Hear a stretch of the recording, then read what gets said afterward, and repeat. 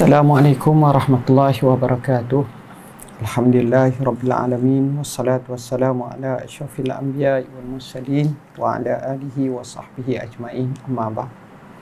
Ashabul fadilah, tuan-tuan guru, para alim ulama, hadirin, hadirat, muslimin, muslimat yang dirahmati Allah.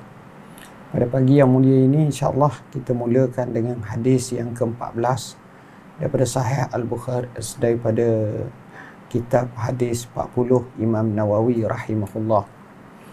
Daripada Ibnu Mas'ud radhiyallahu an, dia berkata, Rasulullah sallallahu alaihi wasallam bersabda, la yahillu damu mri'in muslimin yashhadu an la ilaha illallah wa anni rasulullah illa bi ihda salas, as-sayyibu zani wan nafsu bin nafsi wat tariku li dinihi al-mufariqu lil jamaah.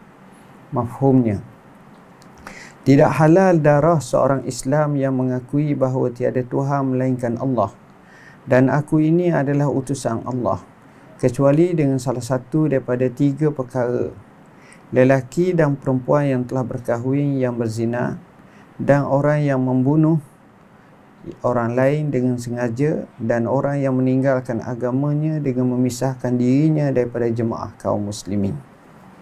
Hadis ini diriwayatkan oleh Abdullah bin Mas'ud sebagaimana kita tahu, riwayat Bukhari dan Muslim. Hadis ini merupakan penerang agama Islam yang agung.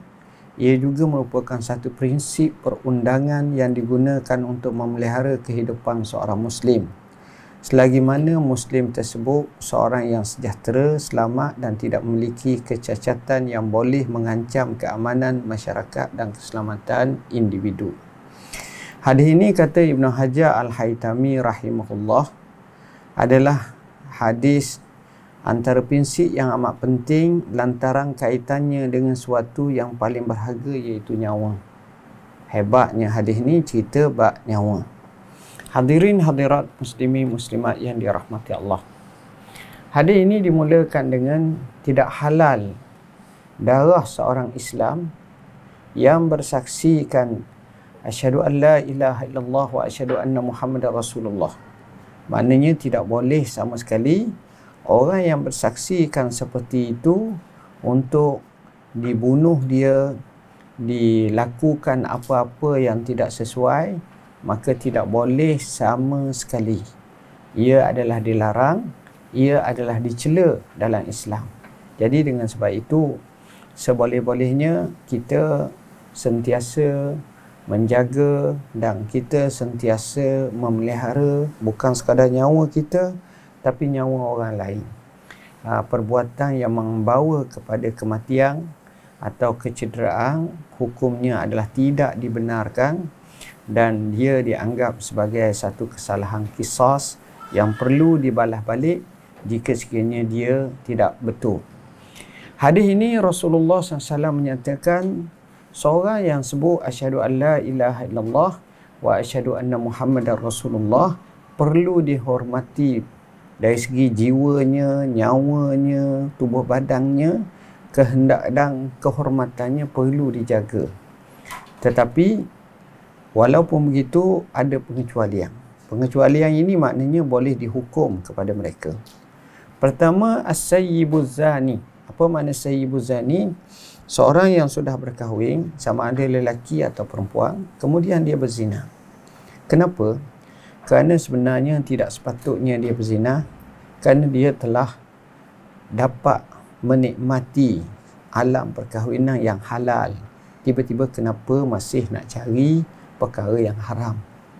Keduanya, seolah-olah ia tidaklah tepat dalam tindakannya dan menyeleweng, yang sepatutnya dia lebih menjaga diri dia, maruah dia, kerana Islam telah tunjuk kepadanya cara yang halal dan dia telah laksanakan. Tiba-tiba dia masih lagi, maksudnya dengan keadaan seperti itu, niatnya tidak baik, keadaannya tidak baik, wal-iyazabillah.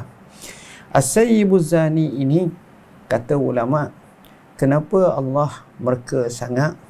Kerana apabila dia berzina, maka di situ seolah-olah dia hilang malunya, hilang maruahnya. Begitu juga dengan niat yang tidak baik itu, atau digoda oleh syaitan menyebabkan dia rebah di pangkuan seperti itu, yang sebenarnya mengakibatkan dan menatijahkan banyak ketidakbaikan dalam kehidupan dia. Allah berfirman, wala taqrabuz zina innahu kana fahishatan wa sa'a sabila. Jangan kamu hampiri zina kerana dia ini fahisyah. Apa makna? Keji dan hina, dan akhirnya disebut wasa asabila, dan buruk akibatnya, sama ada di dunia atau di akhirat, sama ada dalam kehidupan ataupun dalam kekeluargaan, bahkan dalam masyarakat. Beri pentingnya kita jaga perkara seperti ini. Banyak sangat yang tak baik. Dia dari segi Islam, kalau orang yang berzina sudah berkahwin, mengikut pandangan yang kuat di sisi jumhurul ulama, hendaklah direjam. Ini yang disebut dalam hadis oleh Sayyidina Umar ibn Al-Khattab yang dirakamkan dalam Bukhari, menyatakan bahawa akan ada satu zaman orang yang duduk di atas pembaringan seraya berkata, aku tak nampak dalam kitab Tuhan yang menyebut tentang hukuman zina ini kena rejam. Lalu dibaca ayat yang dinasahkan tilawahnya tapi dikekalkan hukumnya. Firman Allah Ta'ala, asyaikhu wasyaikhatu iza zanaya farjumuhumal battah.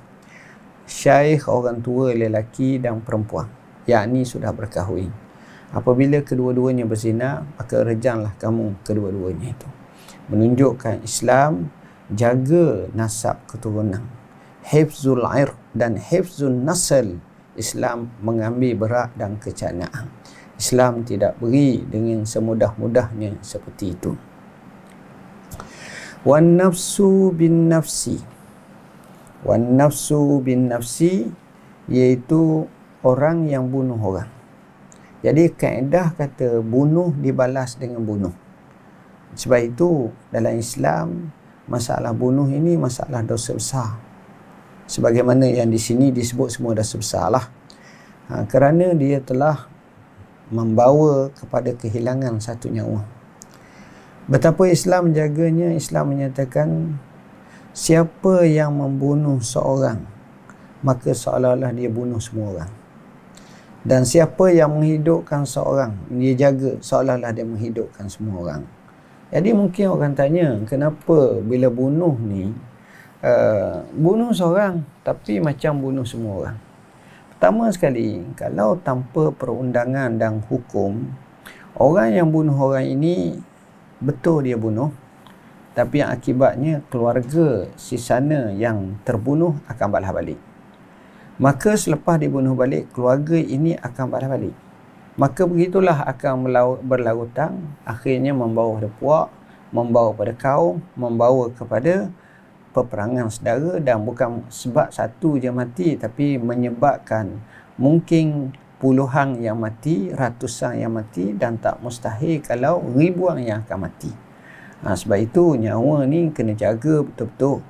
Jangan kita ada perkara yang membawa kepada pembunuhan, niat membunuh ataupun apa semua sekali ini. Semuanya ini satu-satu sifat yang tidak baik, dan perkara ini perlu kita jaga. Sebab itu Nabi kata, orang nak bunuh orang ni sekadar menyebut uk saja tak boleh. Uk ni maknanya bunuhlah, uktul, tapi dia baru sebut uk. Kalau kita bahasa Melayu kita sebut bunuh, dia sekarang sebut bu je dulu, tak boleh dah. Maknanya itu pun seolah-olah memberi saham dalam pembunuhan tersebut. Waliyazubillahi min zalik. Maknanya Islam jaga betul-betul, dan kita perlu mengawasi daripada ke arah seperti itu. Dalam sebuah hadis menyebut, tidak ada berlaku pembunuhan melainkan ditanggung dosa oleh pembunuh yang pertama, iaitu Qabil yang membunuh Habil. Kenapa? Kerana dia telah mensunnahkan satu sunnah yang tidak baik. Waliyazubillah. Wattariku lidinihi al-mufariku lil jamaah. Yang ketiga ialah orang yang meninggalkan agamanya dengan memisahkan dirinya daripada jemaah kaum muslimin. Maksud meninggalkan agamanya adalah agama Islam. Kalau dia bukan daripada agama Islam, itu hal lain lah. Itu dipanggil mu'alaf. Tapi kalau orang daripada Islam tiba-tiba tinggal agama Islam, itu dipanggil murtad. Bila murtad, hukumnya adalah keras, iaitu halal darahnya.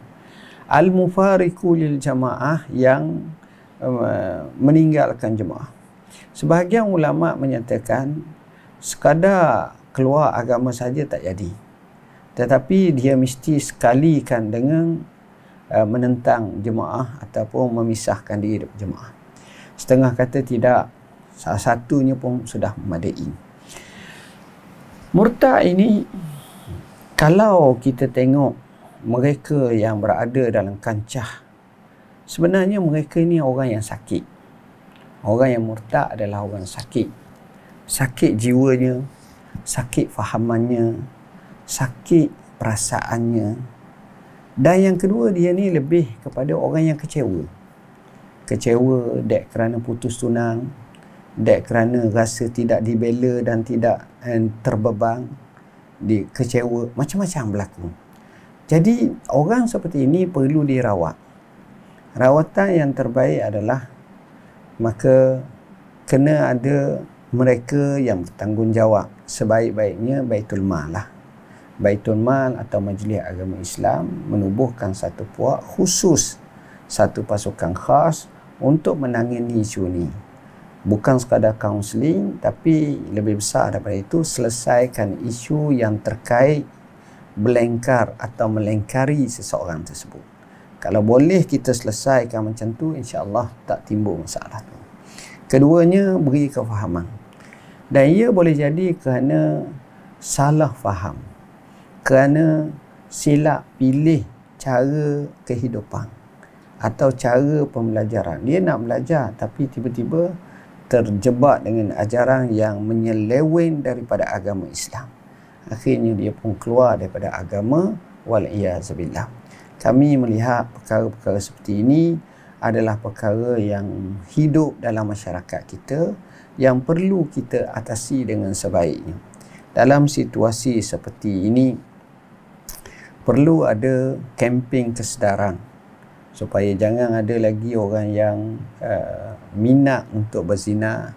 Bukan sekadar jauhi zina, tapi beritahu impak daripada zina itu apa.